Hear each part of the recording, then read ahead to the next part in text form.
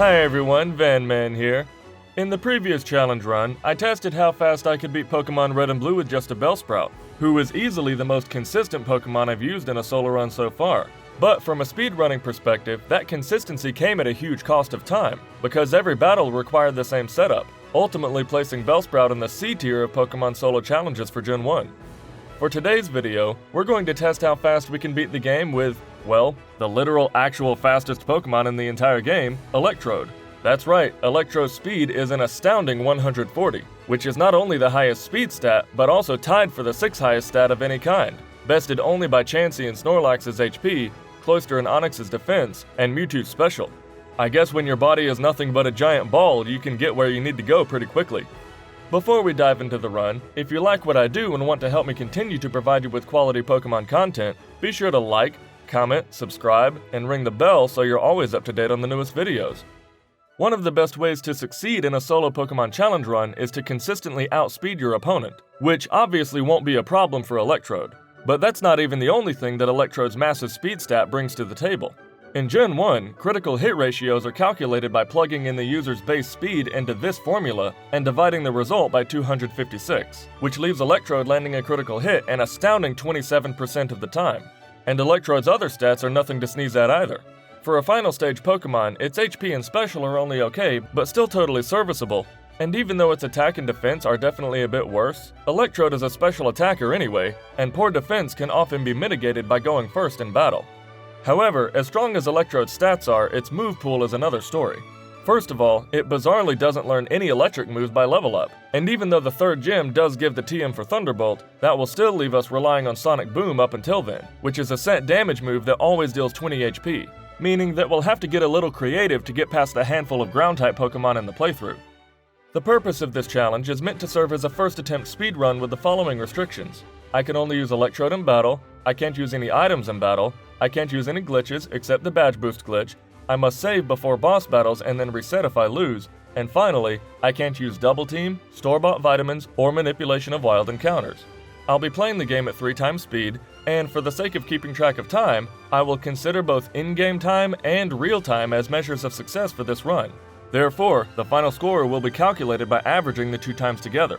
Also, the real-time clock will begin after I select the starter from Oak's Lab, because for the sake of fairness when comparing Pokémon from one video to the next, I modify the Pokémon to have perfect DVs after I obtain it. As a challenge for the viewer, pause the video and tell me your prediction for Electrode's final score. So, with all the rules established, let's get started. I begin by altering the game to replace Bulbasaur with Electrode, which causes the rival to choose Charmander. After acquiring Electrode, I named it Virgil after the main character in Static Shock. If you have a suggestion for what I should name my next starter, let me know and I'll use the suggestion with the most likes in a future video. The first rival battle is about as easy as it possibly could be because Virgil outspeeds and one-shots Charmander with Sonic Boom. And speaking of, Sonic Boom actually turns out to be an excellent move in the very early part of the game, because almost every single Pokémon until Brock has 20 or fewer HP, allowing us to plow through the first part of the game by one-shotting everything. And even the Junior Trainer and Brock himself have Pokémon with 40 or fewer HP, resulting in a 2-shot and allowing us to enter Brock's gym as low as level 7, defeat the Junior Trainer to jump up to level 9, then we don't even go back to the Pokémon Center and instead just use a potion that we probably don't even need, and then defeat Brock without taking any damage, winning us the Boulder Badge in a personal record time of less than 3 minutes. Now, trekking along Route 3 in Mount Moon, we quickly find that the good news about Sonic Boom is that it's a consistent 2-shot, but the bad news is that it's a consistent 2-shot, which actually wastes a lot of time considering that many other solo Pokémon would be able to one-shot almost all of the opponent's teams at this point in the run. Regardless, Sonic Boom actually allows us to slowly but surely make our way to Cerulean City, where we face rival number 2, who actually presents us with our first big problem with Sonic Boom. As I've said many times on this channel, Pidgeotto is the biggest threat on this team. In this case, because it's a 3-shot with Sonic Boom, which gives Pidgeotto ample time to use Sand Attack. And given that Sonic Boom is only 90% accurate to begin with, this means that even if we get past the Pidgeotto, the rest of the team can still whittle us down while we continue to miss our attacks. And on top of all that, leveling up doesn't even help in this scenario, because even a level 100 Electrode would still 3-shot the Pidgeotto with Sonic Boom. Granted, we could level up so much that Tackle would eventually 2-shot the Pidgeotto, but given Electrode's poor attack stat, that would take ages. At this point, it's faster just to keep resetting until we get lucky, which is actually more difficult than you might think, because we don't want Pidgeotto to use Sand Attack, but we also don't want it to inflict too much damage leading into the next several Pokemon in the lineup. Eventually, on the third attempt, we get a run in which Pidgeotto doesn't use Sand Attack and only gets us into Orange before going down, allowing Sonic Boom to 2-shot the Rattata and 3-shot the Charmander. Next, when we make our way across Nugget Bridge on Route 24, we see the luster that Sonic Boom had in the early game is really starting to fade, because now many of the enemy Pokemon are 3-shot, thus giving them time to retaliate, and meaning that we have to go back to heal not once but twice before getting to Bill's house.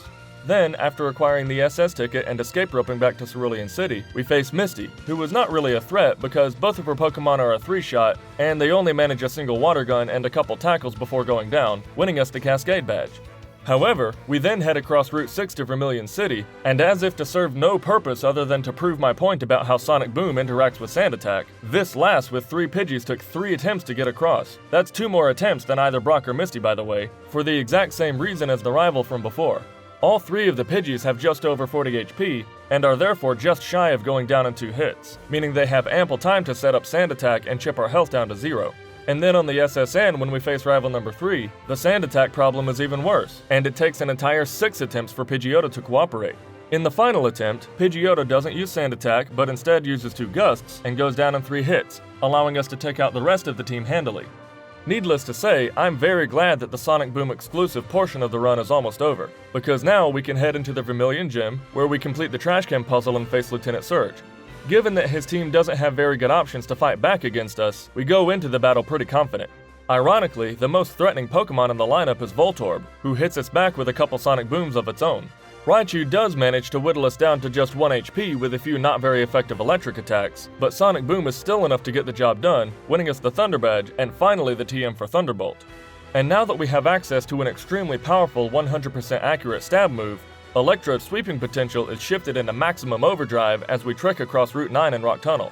Granted, there are some ground-type Pokemon along the way in the form of Cubone, Geodude, and Graveler, meaning we do have to resort to Sonic Boom against them, but they're still not much of a threat, and we make it to Lavender Town no problem.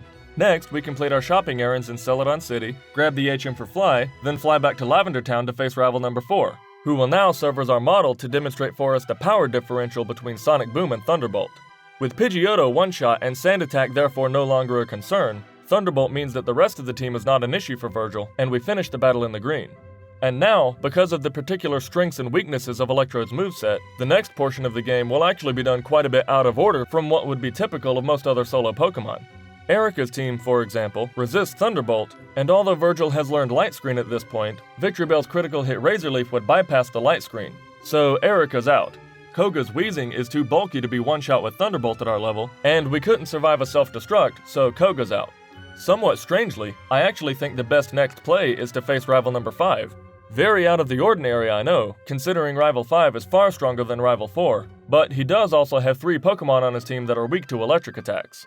And by the way, if you were confused at the beginning of the video about why I made the rival choose Charmander instead of Squirtle, this is why. It's because Charmander eventually evolves into Charizard, meaning the last 2 rival battles and the champion battle leave him with 3 Pokemon that are weak to electric instead of only 2.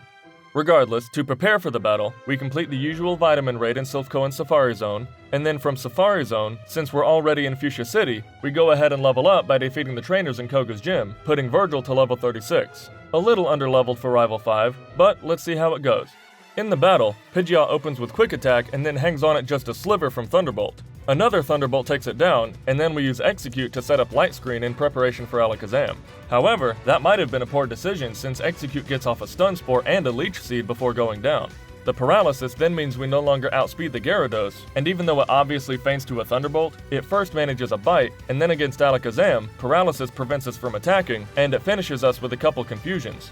In the next attempt, Execute sets up Leech Seed and Poison Powder, and then this time we set up Light Screen on Gyarados who retaliates with Hydro Pump. Then Alakazam disables Thunderbolt, forcing us to use Sonic Boom, and because we can't bring it down fast enough, the poison does us in and we faint to a final Side Beam. Then, in the final attempt, we don't bother with Light Screen and just spam Thunderbolt, which was definitely the right move because it gave Execute less time to set up, and meant that Alakazam just recovered a couple times before being paralyzed and going down, allowing us to move on to Charizard and take it out in 2 hits as well. Next, we face Giovanni, but unlike what usually happens, his team is actually not trivial this time, because on his team are not one but two ground types, meaning we have to use Sonic Boom instead of Thunderbolt. Fortunately, we did pick up the TM for Reflect in the Celadon City Mart, which we used to set up against the Nidorino, but then the Kangaskhan lands a critical hit, thus bypassing the raised defense from Reflect. And then for some reason the Rhyhorn uses an inordinate amount of Tail Whips before going down in 6 hits, meaning that the Nidoqueen is able to power through the Reflect and knock us out. In the second attempt, the strategy is no different than the first time, but thankfully we only got one Tail Whip from Kangaskhan, meaning that Virgil and Nidoqueen trade blows with both of their HP staying neck and neck until we just barely eke out the win. Up next, we again head down to Fuchsia City, this time to face Koga, and the plan is to use Reflect to hopefully survive the self-destruct from Weezing. In the battle, we set up Reflect against the first Coughing, who gets off a very weak Smog and a Tackle before being 2-shot. The Muck and the next Coughing are also both 2-shot, with Koga using an intermittent X attack, ironically preventing them from attacking. Then we take Weezing down to red with a critical hit, before Weezing decides to go out on his own terms with self-destruct, which fails to knock us out thanks to Reflect, winning us the Soul Badge. Well, we had a plan and it paid off. And now, next on the docket is Blaine, who is technically the 7th gym leader in the roster, but is normally the de facto 6th gym leader because he's almost always easier to defeat than Sabrina, but this time he's actually 5th in the lineup. That really just goes to show how much different Electrode is than so many other solo Pokemon. To prepare for Blaine, we use our type advantage to level up against the water trainers on Route 21, then raid the Pokemon Mansion for its vitamins, where we also complete the puzzle and acquire the secret key to access the gym. We go into the battle at level 43, and we begin by setting up Light Screen to mitigate the damage from Arcanine's eventual Fire Blast. Growlithe then goes down in 2 hits after a weak Ember, as does Ponyta after a Tail Whip, and Rapidash would have been a 2-shot if not for a Super Potion followed by a Gen 1 miss from Thunderbolt. Fortunately, none of Rapidash's moves connect, and we take it down in 4 hits, allowing us to go into Arcanine in the green.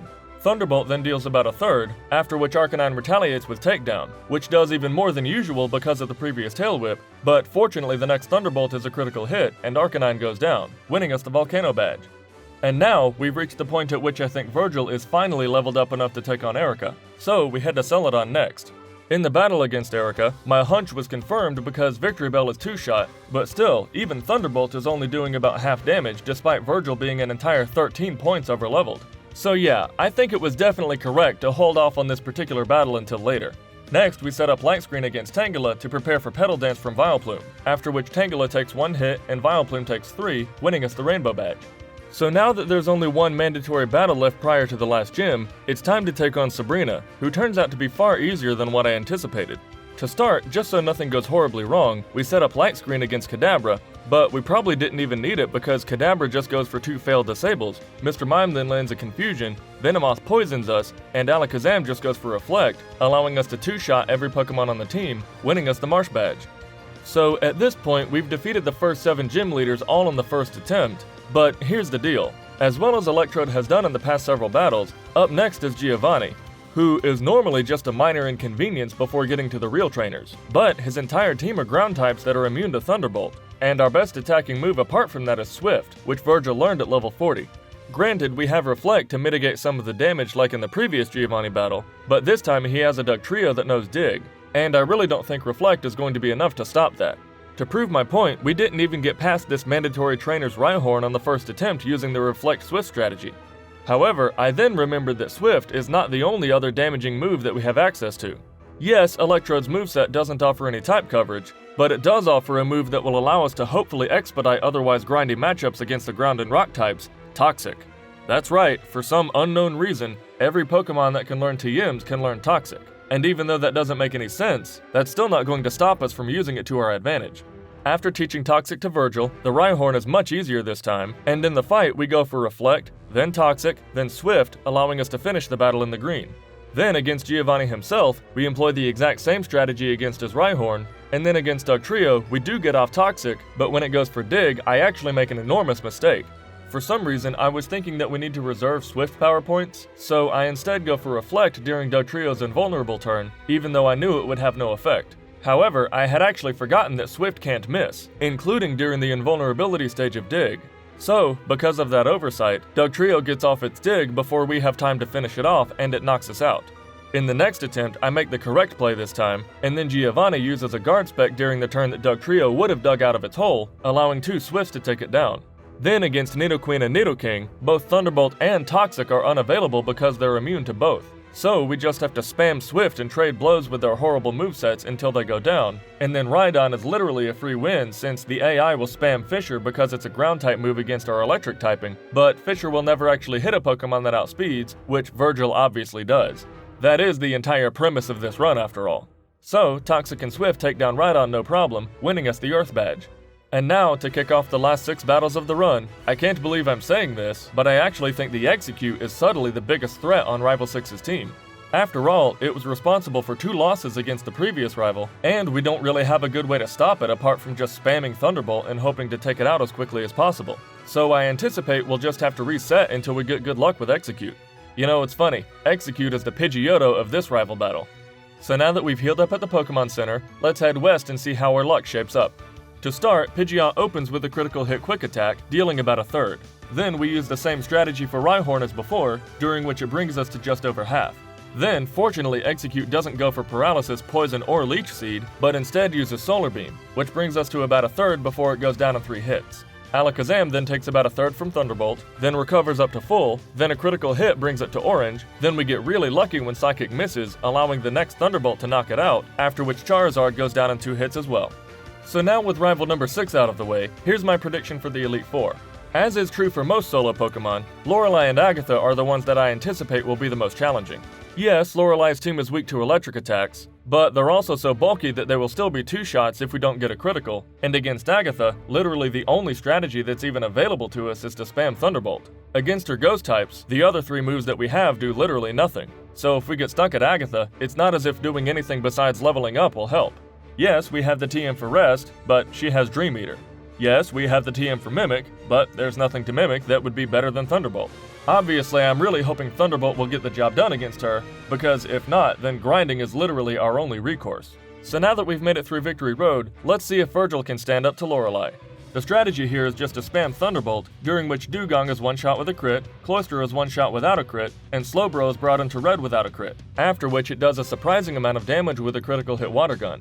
Then Jinx is 2-shot with an intermittent Thrash that brings us to about half, and then Thunderbolt brings Lapras to orange, after which it retaliates with a Body Slam that paralyzes, allowing Lapras to outspeed and knock us out with Blizzard. In the next attempt, we again get past the other team members no problem and get to Lapras in the orange like last time, and then again Lapras' Body Slam paralyzes and allows it to outspeed and knock us out. Okay, so now it looks like Lapras is the Pidgeotto of this team. So now I guess we'll just have to keep resetting until Lapras doesn't do that. To be fair, Body Slam only has a 30% chance to paralyze, and Lapras only has a 25% chance to use Body Slam at all, meaning that that exact sequence only had a 0.5% chance of happening twice in a row. So I still think we're favored to win this one, and we just got really unlucky before. And indeed, in the next attempt, Dewgong goes down, Cloyster goes down, and Slowbro goes down with Virgil still at full health. Then Jinx takes 3 hits and we go into Lapras in the green. This time, Lapras goes for Hydro Pump, which doesn't knock us out, allowing 2 Thunderbolts to take out the Lapras as planned. And now against Bruno, yes, he does have a couple rock ground types just like Giovanni from before, but they both have horrible movesets and can't really do much to Electrode, especially after Reflect. So I'm not too worried going into the fight. As usual, we set up Reflect and Toxic against the first Onix, then spam Swift until it goes down. Then, both Hitmonchan and Hitmonlee have poor enough special that they go down in 1 hit. Then we use the same strategy against the second Onix, who brings us to just over half health. Then Machamp takes 3 hits to take down, with Bruno, in usual Bruno fashion, never once commanding an attack. And as I said before, against Agatha, we have 1 strategy, Thunderbolt until we win. Not incredibly elegant, I know, but it's all we have now. To kick off the battle, as if to demonstrate exactly what people mean when they refer to the Agatha lottery, Gengar does effectively nothing by confusing us with us not hitting ourselves in confusion, then using Dream Eater while we're already awake. Then we hit ourselves in confusion once against Golbat, after which it uses Haze and then goes down in 2 hits after a Super Potion. Then for some reason Haunter is the one that decides to behave competently by confusing us, putting us to sleep, and then using Nightshade until we go down. Now, it was most definitely at this point that I decided to feed all my rare candies to Virgil. Because although that doesn't do anything to stop Agatha's shenanigans in any kind of direct way, it does mean that Thunderbolt now requires fewer hits to knock out each member on her team, thus giving them fewer opportunities to set up their antics. So now that we've brought Virgil all the way up to level 61, let's see if that makes a difference. Well, this time, the first Gengar manages a Confuse Ray that hurts us a single time, but doesn't do anything else relevant and goes down in 3 hits with a Super Potion. Golbat and Haunter are both one-shot, and Arbok is two-shot with an Intermittent Bite. Good, I'll definitely take that over Paralysis. Then finally, the second Gengar takes about a third from Thunderbolt, then uses Confuse Ray. On the next turn, we avoid the confusion and take out the Gengar with one final critical hit, meaning we get to move on to Lance after only 2 attempts at Agatha. Hey, you know what? As inconsistent as Agatha can be in most runs, I'll take it. And now we get to move on to Lance, who I'm actually pretty hopeful for.